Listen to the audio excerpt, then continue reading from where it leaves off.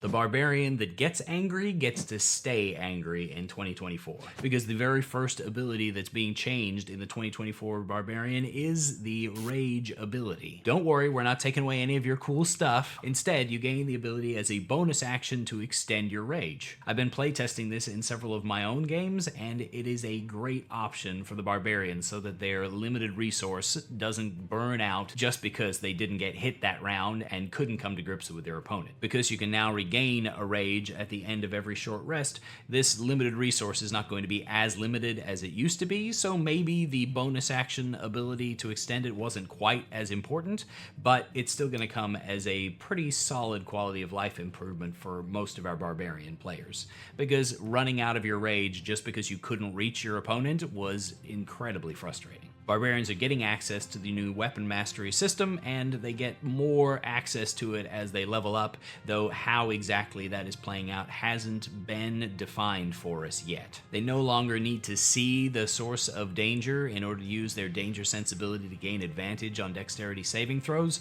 which I suppose makes things a little bit easier because you know you always have advantage, and it might be able to lean into certain themes of just instinctual understanding that danger is coming. But I don't think that it was necessarily a terribly important change, as most things you saw coming, and having being blinded be a detrimental effect against the barbarian wasn't necessarily a bad thing. Leaving the subclasses for later, we still have a lot to talk about at level 3 for barbarians. Because in addition to porting over the Primal knowledge feature from Tasha's, where you're able to gain proficiency in a barbarian skill of your choice, you're also gaining the ability to, while you're raging, replace the traditional attribute in acrobatics, intimidation, perception, stealth, or survival checks with your strength score. While I realize that for some envisionings of the barbarian where you're calling upon some kind of primal spirit in order to make you tougher, stronger, etc., like the Wild Heart subclass, this has a really weird feeling to me for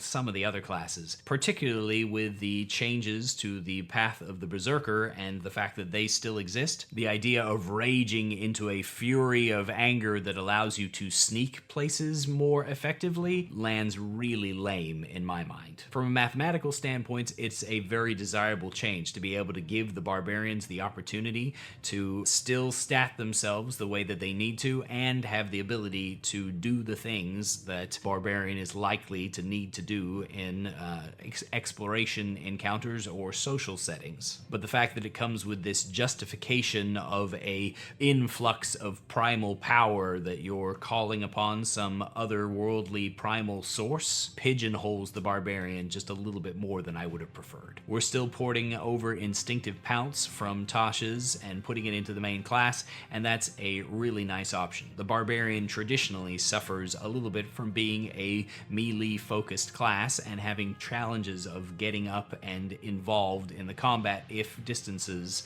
are a little bit larger. Instinctive Pounce allows you to, when you enter your rage, which goodness, we knew you were going to do that anyway, gain half of your movement as additional movement in order to push you forward and try to get you into the fight a little bit sooner.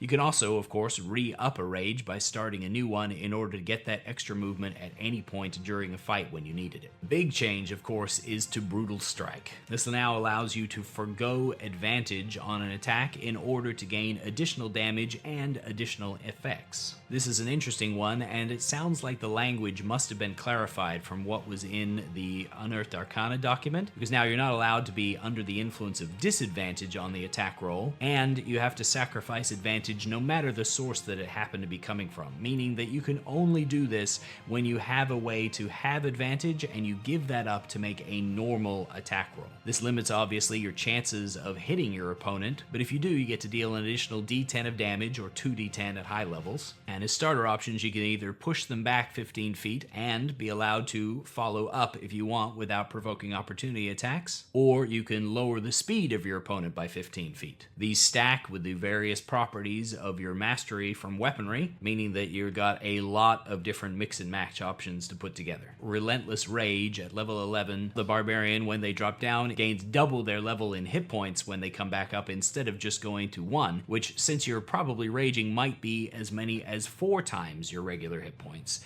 in terms of effective hit points that need to be ground back through in order to make you check a second time. At level 13, Brutal Strike gets an additional improvement and allows the Barbarian to become a little bit more of a team player. Staggering Blow sets up an opponent to have disadvantage on the next saving throw that they're attempting, and takes away their opportunity to take opportunity attacks. Not only does this let your Barbarian disengage in order to get out of, say, area of effect, but it sets up some great combo work for where perhaps a Disintegrate spell is coming flying in and you want to make sure that it lands on the big bad that you're fighting. The other option, Sundering Blow, allows you to give a +5 to the attack roll of the next person that is attacking your same target. You give up your advantage in order to give them the option to get an extra +5, and because it's a numerical bonus, that +5 will stack with actual advantage.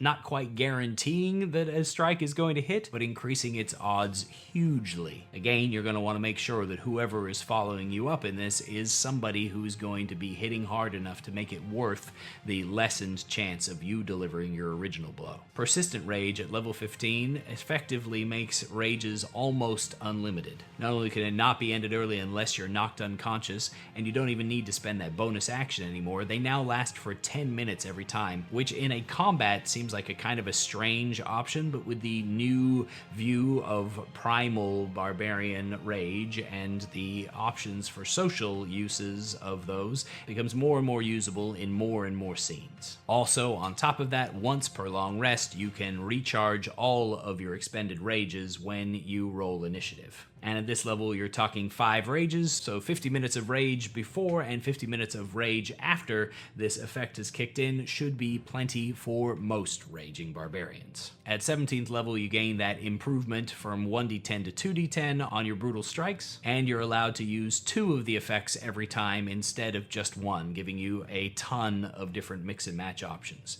particularly if they're going to give us brutal strike options in our subclasses. And speaking of subclasses, they've made a number of different changes. The Path of the Berserker, which suffered pretty hard from a design implementation problem, now no longer gives additional attacks as a bonus action, but instead deals additional damage on the first hit in any turn, kind of like the Zealot Barbarian. It looks like that damage is an additional d6 for every point of your rage's regular damage bonus, meaning it'll start out at 2d6 and eventually make its way up to 4d6. You also no longer gain exhaustion for entering a frenzy versus a regular rage. When you enter a rage after 6th level as a Berserker Barbarian, fear and charm effects are ended instead of just suppressed for that brief period of time that you're in the rage, which is a nice change just so that you don't have 1 minute of being able to think coherently and then go back to fighting your own companions. And then your 10th and 14th level abilities were swapped around, so you gain the retaliation ability to strike back as a reaction at somebody who has harmed you at 10th level, and at 14th level you gain the ability to cause fear in your opponents. And they made some big changes there too, making it so that instead of being a single target, I have to spend my action every round to try and keep one guy afraid, I can now affect multiple creatures with my fear as an action, and then it don't have to spend any action in order to extend the duration. It lasts up to a minute, which means they're probably going to get a saving throw at the end of every round to break through the frightened effect. Path of the Wild Heart is the one where I feel like we're going to see the most changes that Wizards didn't want to tell us about until after the book has actually come out. They've quote-unquote been balanced to make it feel more strategic which animal you choose, aka they've had a rebalancing so that not everybody just chooses to make a bear warrior in order to get resistance to everything. They made it so that the active abilities that affect you while you're in a rage can be picked and chosen from the list every time you rage, and the more passive abilities that affect your adventuring day can be changed out on a long rest. I really feel like this has the potential to be amazing for the Path of the Totem Warrior that we're now calling the Path of the Wild Heart,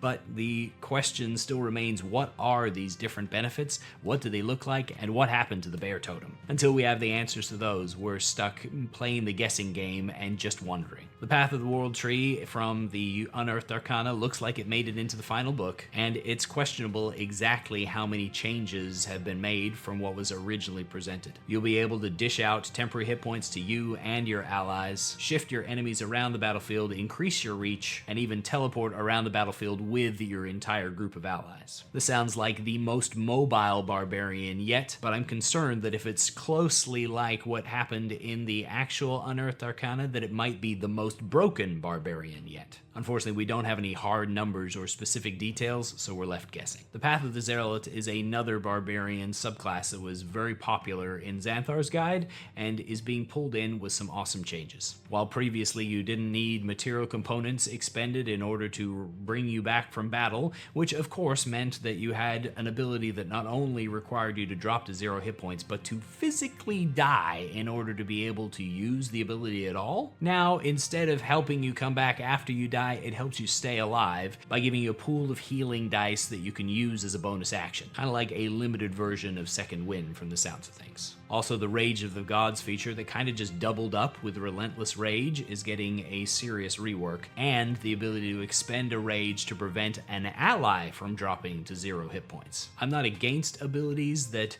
proc on going to 0 hit points, but I love the idea of designing it into a feature that otherwise has a reason to use it and advantages already built in, instead of it being its own class feature. Because there's nothing quite so frustrating as getting an ability at a new level up and you're like, what is this cool new ability? And the answer is, yay, if I suck and get beaten down, then I get to not be beat down so hard. It's just kind of a sad feeling when you know that the cool new ability you get only works if you're losing. And so it's good and important, I think, that anytime we're giving out that kind of ability, which is a useful and cool ability, that we're also giving something more active involved in it. And it looks like the Path of the Zealot delivers just that. Are you angry about the changes to the Barbarian in 2024? I'd love to hear about it in the comments. But regardless, thanks for watching all the way to the end, and happy adventuring.